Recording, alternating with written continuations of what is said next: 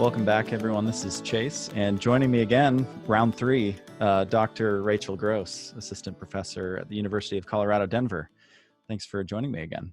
Happy to be here. Thanks, Chase. Yeah, it's always fun to talk to you about outdoor history. There's not many of us who are diving into the history of the outdoor industry. Although more and more, the more I dig, there's more people who are doing it. But you're the one who's really doing it from that academic perspective, and I always appreciate your perspectives on the history and how you're able to look at it in a larger context. So I wanted to have you on to talk a little bit about Bob Gore, especially with the recent piece that you wrote that I read, and I recommend everyone take a look at it as well. Bob Gore's Cozy Revolution, published in by the Science History Institute. And I'll link to that in the description as well. But in light of Bob's passing, is that what inspired this piece, or was this something that you had been thinking about for a while? So I've written about Gore-Tex for years, and even got the chance to go to the W.L. Gore and Associates archives a number of years ago.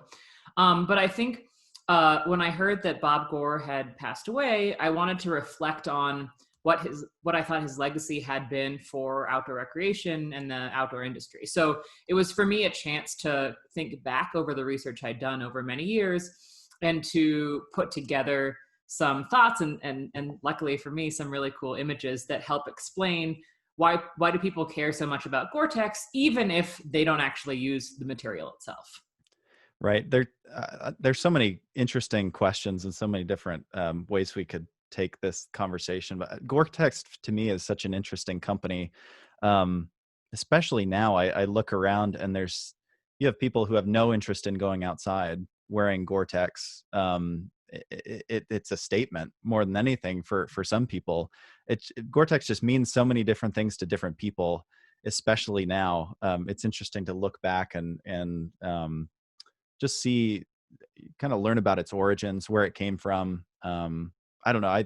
It's just kind of hitting me in a different way recently when I see Gore-Tex and New Balance collaborations, to make shoes. Like, I don't know if Bob Gore ever envisioned that happening, right? And Gore-Tex becoming this fashion item, Right. that it's become in some ways. So I thought it would be interesting at least to hit some of the high points of those markers along Bob's path to creating Gore-Tex, and then maybe teasing out what some of this means. But for those who don't really know the history of Gore as a company, I think a lot of people think of Gore-Tex and think, oh yeah, it's a fabric company, right? But it's much bigger than that, right? What was the state of, for those who don't know, and you're so good at looking at the larger context of things happening in kind of the larger world, what was happening in the early days when Bill and Vive Gore, were getting into the materials business? I guess Bill started working for DuPont. What was the state of materials at that time? Sure. World War is really the turning point that historians look at when they're starting to understand how did synthetic materials become so widespread in everyday American life. And Bill Gore, right, who worked for DuPont, was a part of that revolution in materials. His focus as a chemical engineer was on the material Teflon, right, which we contemporary consumers know as the nonstick pan coating that help us make better scrambled eggs. But his vision was that DuPont had this really great material, but they weren't applying it in all the places where he thought it would be useful.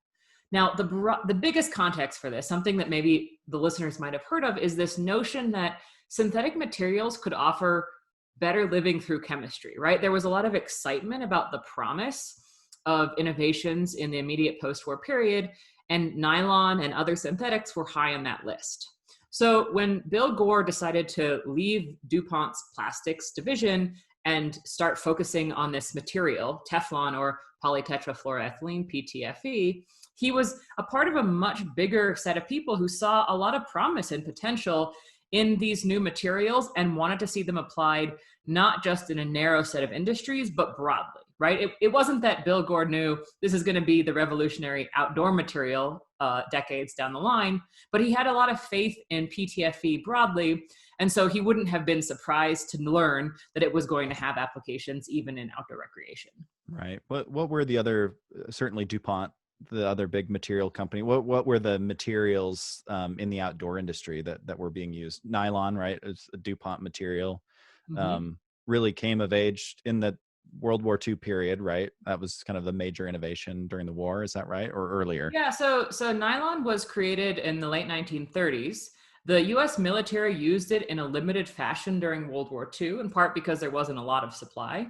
The people who were in charge of designing uniforms and equipment were so excited about the potential for nylon, especially because when considering the challenges of designing for soldiers in very humid conditions where things could get moldy, nylon seemed like a really good solution. But they didn't have access to it, in part because the Air Force was using so much of DuPont's nylon for parachutes.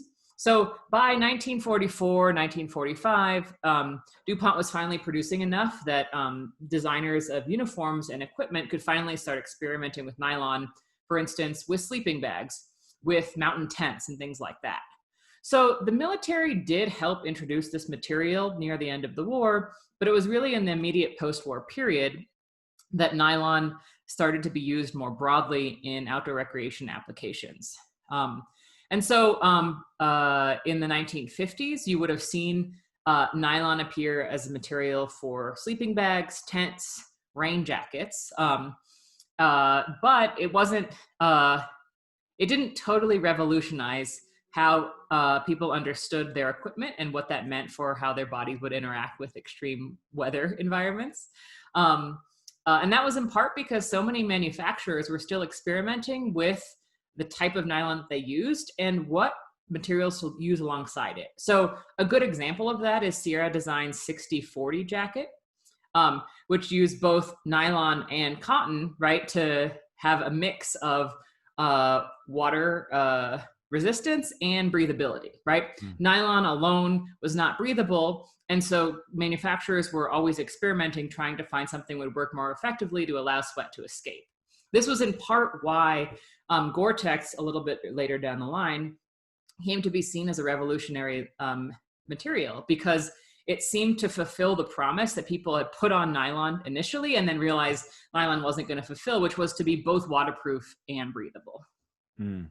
Oh, that's great. I guess I'm jumping forward again. So Bob ends up leaving DuPont, kind of seeing a material that he sees potential in. He does. I don't know if he necessarily sees this is going to be the outdoor, fabric, like you said earlier. But what were some of his frustrations? Just he saw potential application, and maybe what were some of those potential applications that he saw that weren't being taken advantage of, and he thought, oh, I could set out and do this myself. So his focus was much more on industrial applications. So think, for instance, of the things that help pipes stay sealed, so pipe, thread, tape, things like that.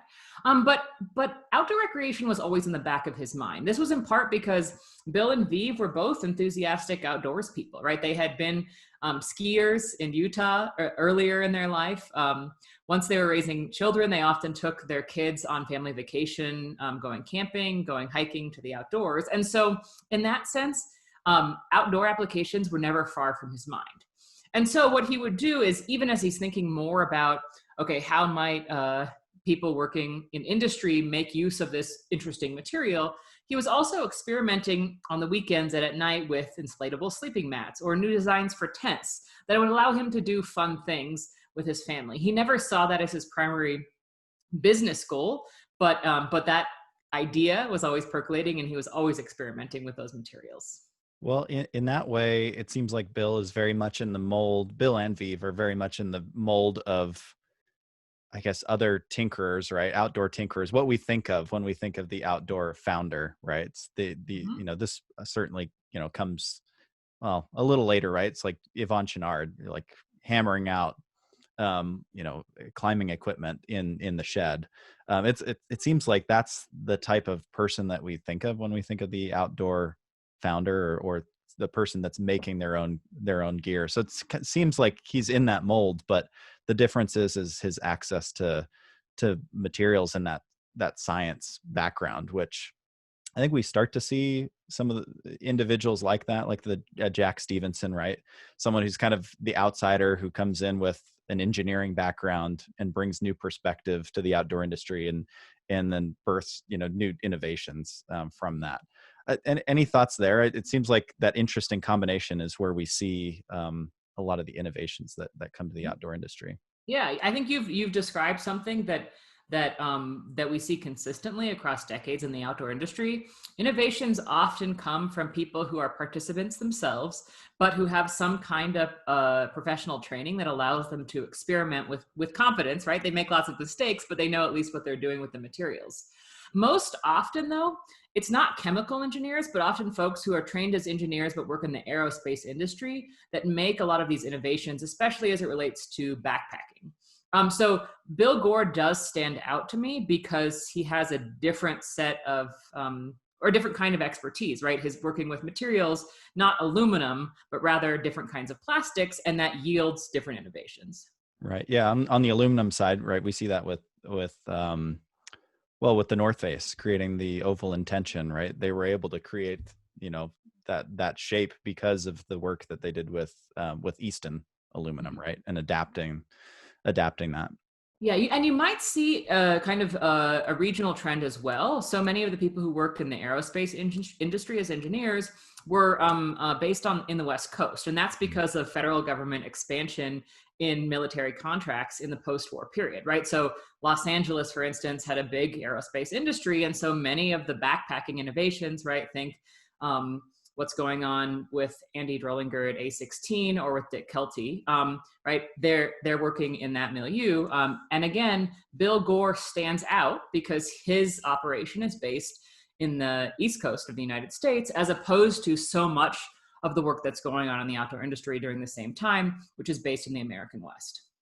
This is why I love these conversations, because you're able to frame the outdoor industry within the larger context of what's happening and these larger forces that are happening in the country and in the world that then influence the outdoor industry. And I don't really see anyone else who's framing it that way. And so that's why I especially appreciate the work that you do. Like, that was an insight for me, just hearing that. I think it's, what you said was just really interesting. It's this combination, right, of users who have access to like a specific skill set or training or a material, is where that innovation comes from. I think I guess around the same time, post-war period, you have Jerry and the Holy Bars in Colorado. It's interesting that they had access to the military surplus, right? That was the material that they had access to. That's where they figured out, okay, this is the gear I like, what I don't like, what works, what doesn't. It would be interesting to see what would they have been able to create if they had access to the material that Bill would have access to, right? It's all kind of it seems like a question of circumstance and access to materials. I don't know. I'm not sure if there's a question there, but it is interesting that that access is such an important piece to where innovation can come from. It certainly is, and we do know, based on the records that Alice Hollybar left, which you can find at the Boulder Public Library, that a lot of the materials that she was getting initially came from Europe, and that was in part because, as somebody who was born in Germany and fluent in more than just English, she was able to correspond with people who manufacture equipment in other countries as well, and so that, just as Bill's professional training shaped kind of his imagination, right? What he thought was possible, what he thought to include in his transparent plastic tents, right? So too did Alice Hollybar's background shape her sense of what was possible or what kinds of new materials to incorporate into her designs. Right. Well, we'll jump forward a little bit because it is that transparent tent that seems to have a significant impact on Bill and Viv's son, Bob, right? And going camping, being raised in this, in a family that, with two parents to kind of work in this industry, but also value outdoor recreation. It seemed like the perfect environment for someone to, um, create some new material. I don't know if there's a better circumstance, for Gore-Tex to be created, but,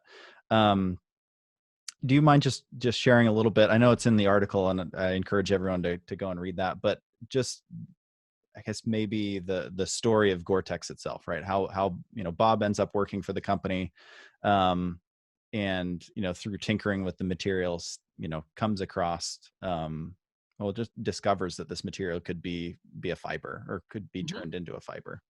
Sure. So we had talked a bit about the kind of experimenting with outdoor equipment that both Bill Gore and later his son Bob had been doing.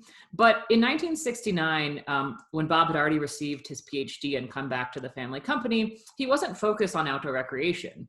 Instead, he was working with PTFE, polytetrafluoroethylene, and trying to make it cheaper and more usable in a sheet form, because that would allow the company to improve on the pipe thread tape that they had been producing for a while.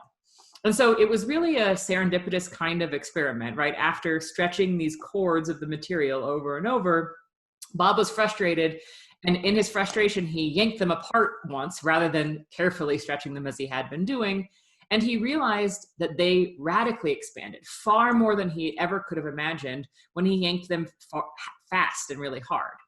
And so the next morning, he called in his father and other people who worked at the company and said, look, this material, these cords of PTFE, expand in a way that we hadn't previously understood. And that was the material that would become Gore-Tex, expanded PTFE.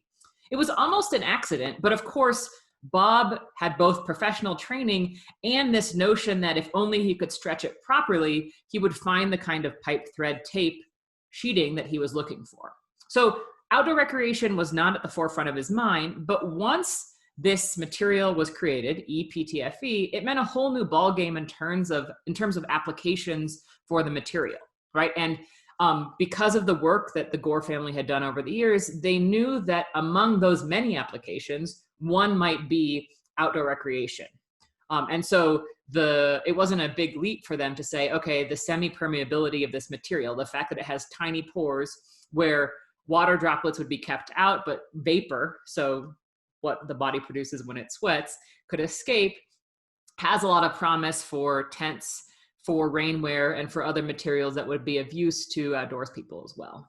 Right. Without that user background, or without being a family that participates in the outdoors, I find it hard to believe that they would understand the significance of the outdoor industry. And again, we're talking about the outdoor industry in the 70s, right? So not what it is today, but still a growing industry. If they hadn't been users, I don't know if they would have recognized, oh yeah, there's a potential market here. They may have just focused on, the spacesuits, Gore-Tex for spacesuits, right? Which was an application, right?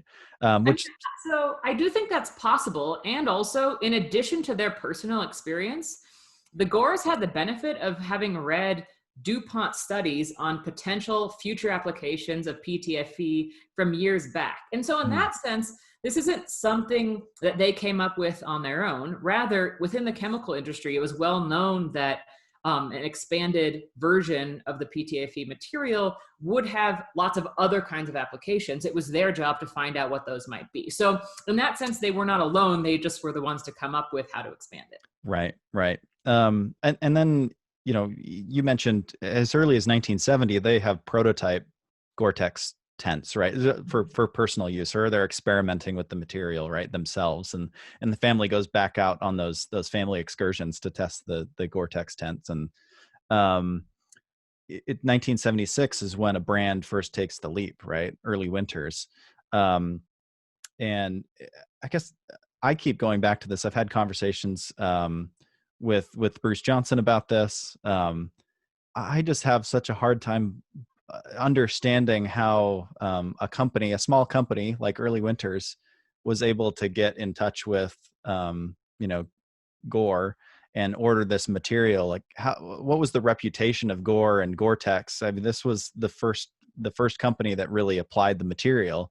I'm just trying to understand what that conversation might have looked like, Mm-hmm. how much convincing that might have taken Gore-Tex or early winters to take a chance on a material that isn't what it is today. Do you have any insights into that?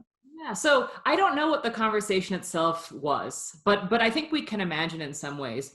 Outdoor companies had been looking for a miracle material that was both waterproof and breathable for decades. So the idea that it was possible was at the forefront of manufacturers' minds from long before the existence of the Gore company, right? There had been promises of similar kinds of materials in the 1920s, in the Mm, 1950s. And so in the 1970s, chemical companies had an increasingly prominent role within the outdoor industry. This was in part because companies like Early Winters, just like Sierra Designs or Banana Equipment, were used to working with them to order nylon and to mm, order nylon blends to make rainwear, to make sleeping bags, to make other kinds of equipment. So the relationship itself wouldn't have been unusual, right?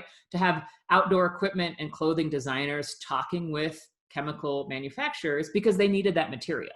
mm, So, in that sense, this was part of a longer conversation. And other companies had already taken the leap with similar kinds of promising sounding materials in the years prior. So, Gore and Gore-Tex was just one in a long line of materials that promised to be the miracle answer to the question people had been searching for. It turned out to not be perfect right away, in fact, but it was only after the fact that we look back and say, gosh, it's amazing that Early Winters took it up so early. But in fact, there had been so many experiments and integration of new chemical laminates in the years before. So this was just one in a long line of experiments. Well, it seems like that's just in the nature of the outdoor industry. It's baked in that, oh, we need lighter, faster, stronger. There's kind of this interest in. You look at outdoor users now, and these are the people who count every gram of what's in their pack, right? It seems like that's a common thread throughout the outdoor industry, and you kind of see that here, right? People looking for the latest and greatest, from other industries that they could pull in, those innovations that could apply to the outdoor industry. Um, you mentioned it not being particularly successful in the beginning with Early Winters. There's being some issues, like I feel like there usually are with anything new, but leaking happening at the seams, and this leading to seam tape. And I don't know how much you've dug into the history of seam tape, but is this kind of a first instance where seam tape is used on a garment? Mhm. So it's the first that I know of, but Mm, that doesn't necessarily mean it's the first. But certainly the seam tape story is interesting. First generation Gore-Tex, which Early Winters and other companies made use of in 1976, came with some problems. And that wasn't because the material, the laminate itself, didn't work. In the lab and in the field, if used properly, according to company recommendations, it absolutely did. The problem was that, of course, users didn't always have the flexibility to be very cautious with their rain jackets. So that meant the pores could become contaminated with body oils, and it meant that the holes along the seams, for instance, where the shoulder and the arm came together, could have too big of holes, right, because of the needle, and that allowed for water to seep through. So these were some of the ways that there were problems. Gore's approach to dealing with this was to accept returns, to say, okay, you're right, this isn't perfect. And they accepted millions of dollars worth of products in returns of Gore-Tex first generation, as they worked on improvements. And seam tape, right, where there was an additional Gore-Tex laminate that went over all of these seams from the inside of the garment, was one solution. Factory sealed seams allowed this problem, right, sometimes caused by user error, to be solved before the outdoor consumer ever purchased the jacket or the other item. And so this was one way that Gore was able to address some of these initial concerns. And so second generation and third generation Gore-Tex did work better than the first generation. but I'd have to say, like, if you're looking at innovations in the outdoor industry, in outerwear in particular, the use of seam tape, I don't know if we talk about that enough, right? That's a huge innovation, which seems it's just standard right now. Any of your jackets that you look at, well, a lot of them, you'll see that seam tape on the inside. And I imagine that leads to it, probably hard to trace back, some of the future innovations that we see back to this moment, but now we see welded outerwear, right? Where there's no thread used, right? It's welded garments and then seam tape on the inside. So it seems like this is so early for this type of innovation to happen. And I see so many other innovations that build off of the use of seam tape. And I don't know if those innovations ever, directly attribute, welding fabrics together back to this, but it's a building block that I imagine leads to that innovation in the future. I do think the transition to factory sealed seams also signals another important shift with the outdoor industry, but it's not leading to innovation, but to a real shift in consumer behavior. And that is, prior to seam tape, consumers used seam stuff, right? Basically goop to spread on the inside of their tent or jacket seams to seal the seams themselves at home, right? They knew that they were responsible for adding that additional level of protection to their clothing and equipment as the user themselves. And factory sealed seams meant they no longer had to do that kind of work, right? The expectation was that right off the rack, this gear was ready to go and should perform perfectly just as the company promised. And I think what you can see then is with seam tape, a broader transition away from user modified garments and equipment towards an expectation that everything off the rack is perfectly calibrated for the kinds of activities that it's going to be used for. Right. So consumers are less involved in modifying equipment after seam tape.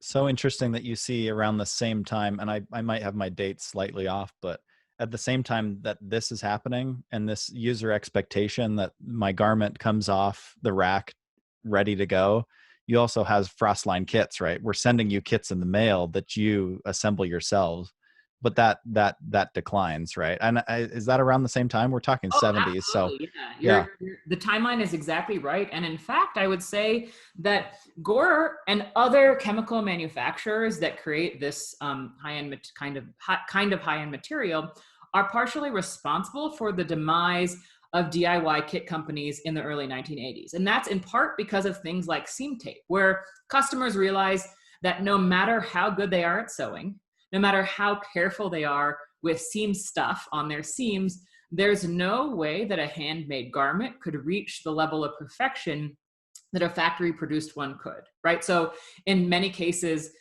they're looking for Gore-Tex levels of rain protection, but what you can do at home with a Frostline kit, even if that Frostline kit comes with Gore-Tex, which it did by the end of the 1970s, the jackets didn't look the same. And so I think in that way, Gore and other chemical manufacturers, like these high-tech equipment companies, are partially responsible for why consumers no longer were interested in making their gear at home.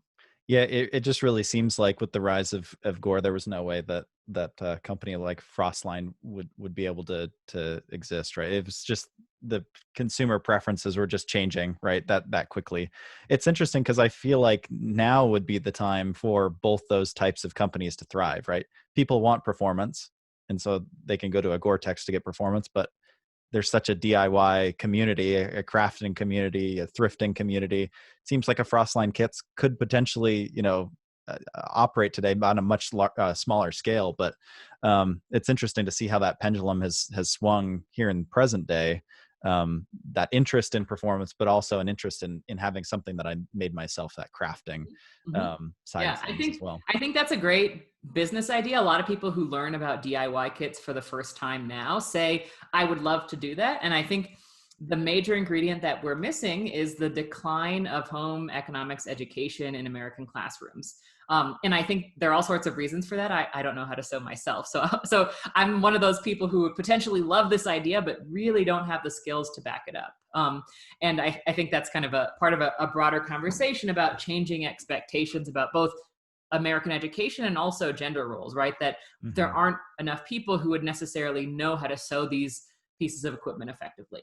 Right. Yeah. And there's a few people that I know right now who buy the Frostline kits who don't actually make what is in the pattern, right? It's like they love the idea, they love the brand. There's an interview that we did recently with an individual who started a company called Sand, and he's been doing kind of a one-off project where he buys Frostline kits and reimagines them into something else.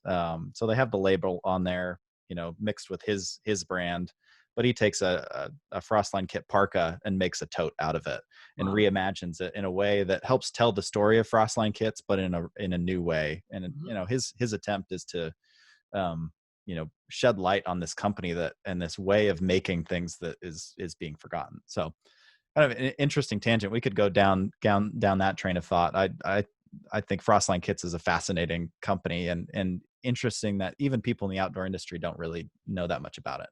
Mm-hmm. Um, so along those lines, the rise of Gore-Tex, what I keep coming back to, and kind of how we started the conversation, is Gore-Tex becomes a brand, and I still can't really reconcile how that happens. And maybe you can shed some light on that. But within the next decade or so, the company becomes a recognizable brand. People know that this material is that miracle material, right? And I don't know, it develops a following. Like, what were the ingredients that went into a material company becoming a recognizable brand? Mm-hmm. So I mentioned a little earlier that by the 1970s, outdoor manufacturers were very used to working with chemical manufacturers to integrate new materials into their products. What companies like Gore and also DuPont and 3M and others started to do by the mid 1970s is advertise their technological innovations as separate from any outdoor brand. So for instance, what you could find in a magazine like Outside or Backpacker by the end of the 1970s was an advertisement designed by the folks at Gore saying it's a great day for Gore-Tex, right? Was showing somebody, with a jacket out on a rainy day or something like that. There was you can't buy a jacket from Gore. You couldn't back then either, right? You'd have to go to a place like the North Face, right, to find a Gore-Tex jacket that was integrated into the North Face design. But these kinds of advertisements raise the profile of the technological innovations and help to educate consumers about why they were so revolutionary. So you'll see from Gore or from DuPont advertisements that highlight, here's what on a microscopic level, what this technology looks like. If we zoom way in, what does the material look like, right? What is the synthetic insulation and how does it operate? You can also see them making use of heat photography, right, to show off. Look how warm everybody stays if they wear this kind of synthetic insulation. I'm thinking of Holofill or Qualifill from DuPont in those instances. So these chemical companies are really good at education, right? Teaching not just consumers in Backpacker magazine, but also people who work in retail stores about the materials in order to then educate the consumers themselves. So they spend a lot of the time focusing on branding at the level of consumer interaction so that people, when they pick up a jacket with a Gore hang tag, they understand not just that there's some tech inside, but exactly how it operates and what that technology ought to feel like on their bodies when it's operating correctly, right? That's the level of education that Gore was thinking about. And they were really effective at that. And they were mirrored by lots of other chemical companies at the same time. Most of the ads are actually from chemical companies rather than from individual brands for a few years. And I think that's a remarkable innovation. It seems so normal now, but that was a very new approach to advertising in the 1970s. Well, as I mentioned before, I feel like you see the influence of that today, where you have hype beasts, right, who are wearing Gore-Tex clothing, but not going outside, or myself, right, wearing a Gore-Tex jacket but not climbing a mountain, right? There's kind of the seeds of that, like the status symbol that Gore-Tex becomes in a way, and it becomes a statement piece, and more now than ever, I feel like. And that's what really brought me to this question is, what are the origins of that? Like, how does a material company become a brand? You mentioned a couple other companies that were trying to do the same thing. I don't know if there's any that have reached that same level as Gore-Tex. At least on the fabric side, I imagine with the insulation companies, synthetic down companies like a Primaloft, there's some of that, but I think they have their own challenges of well, I can't see the material that's keeping me warm. Whereas a Gore-Tex, I feel it. Mhm. It's close to me. I can touch it. Whereas an insulation, I never see that material. I Um, think so. Gore did have an advantage in terms of establishing a kind of status that synthetic insulation producers did not have, and that was part of the benefit of synthetic insulation was that in addition to being better at dealing with moisture, right, than down was if it got wet, it was sometimes or often cheaper, right? Down was quite expensive, whereas Gore from the beginning priced Gore-Tex based on its value in the market, not what it costs to produce. And that meant a very high cost for consumers. That was a benefit for people who were eager to show off this high-tech equipment and also their status. But it did limit access in some ways, and it helped the brand stand out in a different way than the vast swaths of synthetic insulations that were more broadly available and more widely used. well, that brings me to a question of this barrier to entry to access the outdoors, right? It's like, and we kind of see both sides of this, right? In some of the advertisements that you share in your article. Gore-Tex, it's the status symbol. It's expensive. You don't necessarily need it to get outdoors, right? But it's marketed in a way that, okay, I do need this to get outside and participate, and that can be a really daunting experience. But on the flip side, one of the advertisements that you share, the title has no plans to cross Antarctica by dog sled, doesn't even own a dog. This '90s ad, saying, well, you don't have to do all those extreme activities, but you still need us to go and do whatever that casual outdoor activity is. Any thoughts there on just the barrier to entry that some of these material companies, even the outdoor brands create for people to access the outdoors? Since the origins of outdoor recreation in the 19th century, outdoor companies have been pushing back against the notion that people who are the most expert at what they're doing don't need outdoor gadgets, right? They don't need stuff to help them commune with nature because they know how to build things with their hands or to create the experiences that they're looking for while still staying safe. So you can see it in this early 1990s ad, right? This woman has no plans to cross Antarctica by dog sled, but she still needs the jacket. Um, I hear the same kind of rhetoric, right, 100 years earlier, where companies are saying, look, you don't have to be at the extremes in order to want this material, whereas people who see themselves as the old timers or the real kind of core of the outdoor experience or outdoor community are often dismissing those more casual recreationists as not being authentic or doing things the right way. So I think the notion of equipment being a barrier to entry, both because of cost and because of experience, is a long-standing tension within the outdoor industry. And it's one that the industry has tried to push back against as they try to sell more items and encourage people to get back to nature in greater numbers. Well, that kind of brings us to the question of sustainability, right? And the rise of Gore-Tex is, really right after the environmental movement, in the '60s. How did this company rise, right after such a significant formative time for that movement moving forward? It seems like that would be a really difficult time for a company like a Gore-Tex chemical company to really take off and find its footing and grow into the future. What is that relationship like?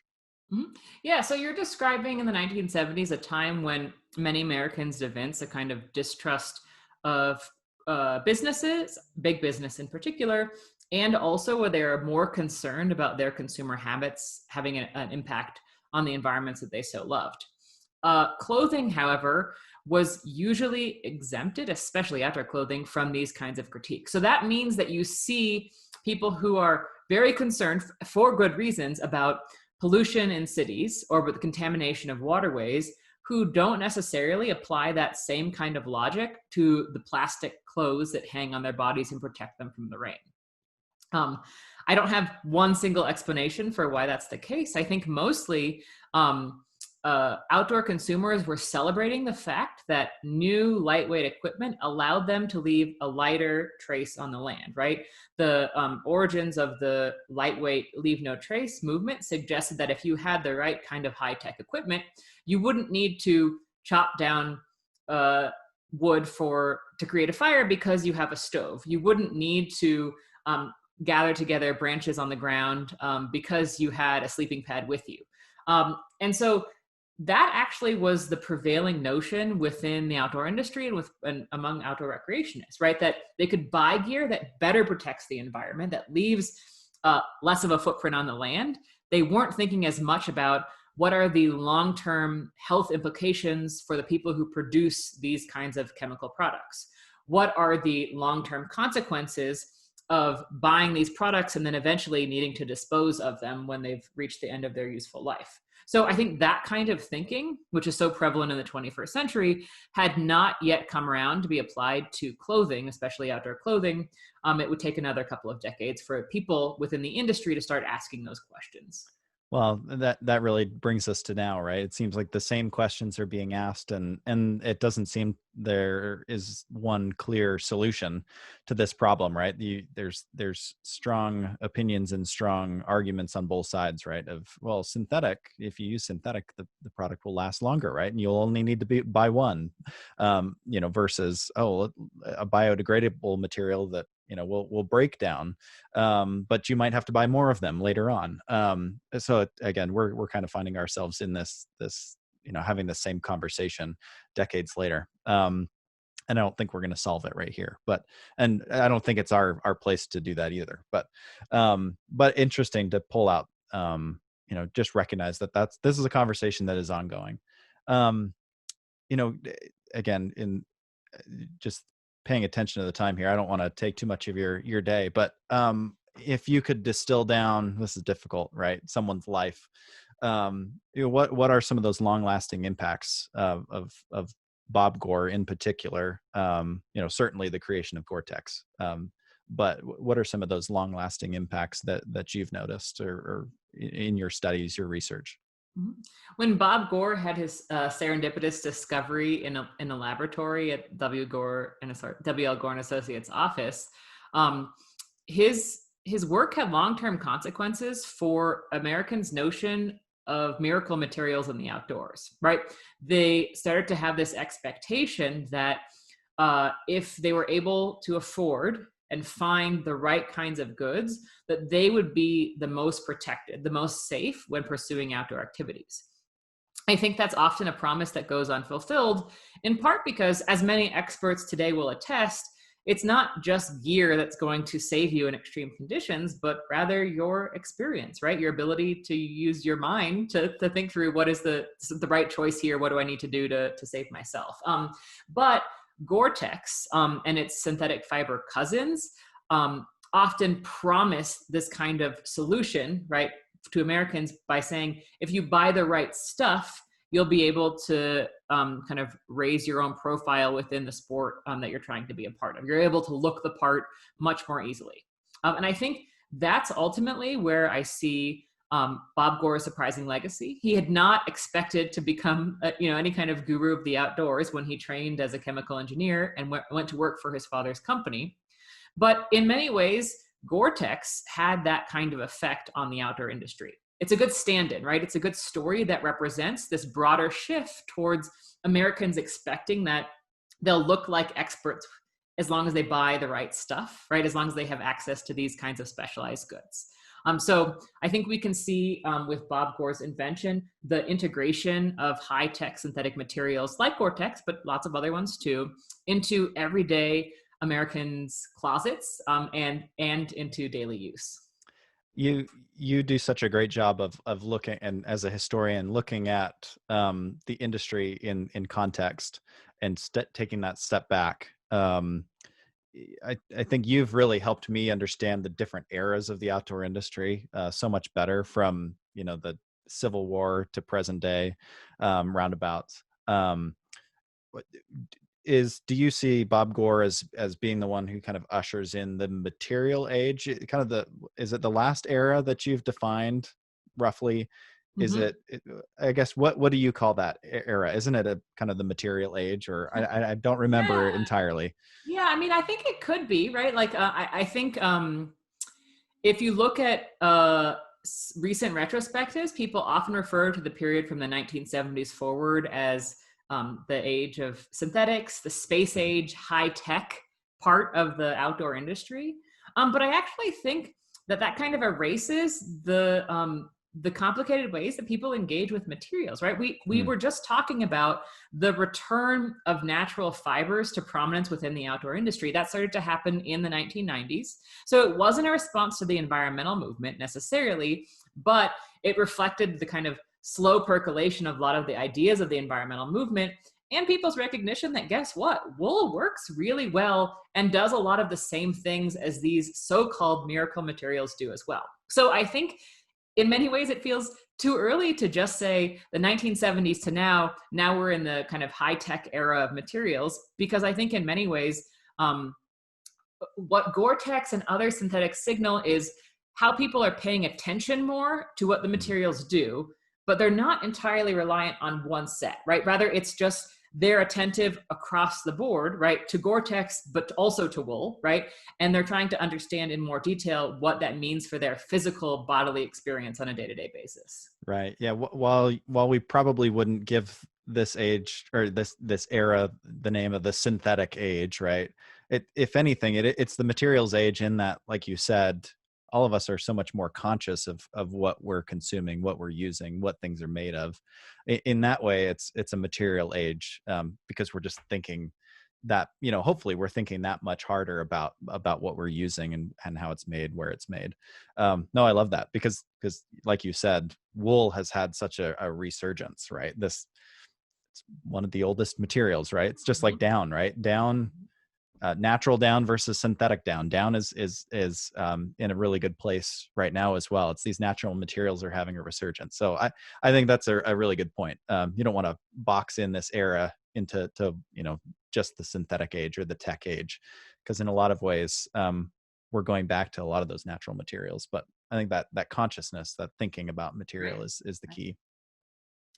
Well, this has been fun. Again, every time that we talk, I learn so much, and I appreciate you just being willing to share your time, with me and listeners. How do people, again, you've shared this before, how do people stay in touch with your work? How's the best way to reach you, and keep up with future publications as well as your past work? Sure. So a couple of ways to do that. If you want to chat right now, Twitter is the best way at Rachel S. Gross. And I post all of these kinds of articles on my website, which is rachel-gross.com.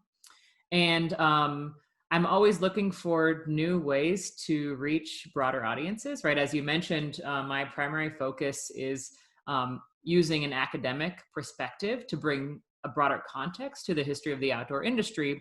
And that means I'm always looking for new material, right? There are so many stories to tell beyond the very big names or most famous fabrics, even in the outdoor industry. And if people have interest in hearing more of those stories, I'd be happy to be in contact about that. Well, that's great. Well, thank you so much. We're going to include the article that you wrote, again, fantastic piece, in the description as well. So make sure to take a look at that. But thank you again for taking the time. It's always great to talk to you. Thanks, Chase.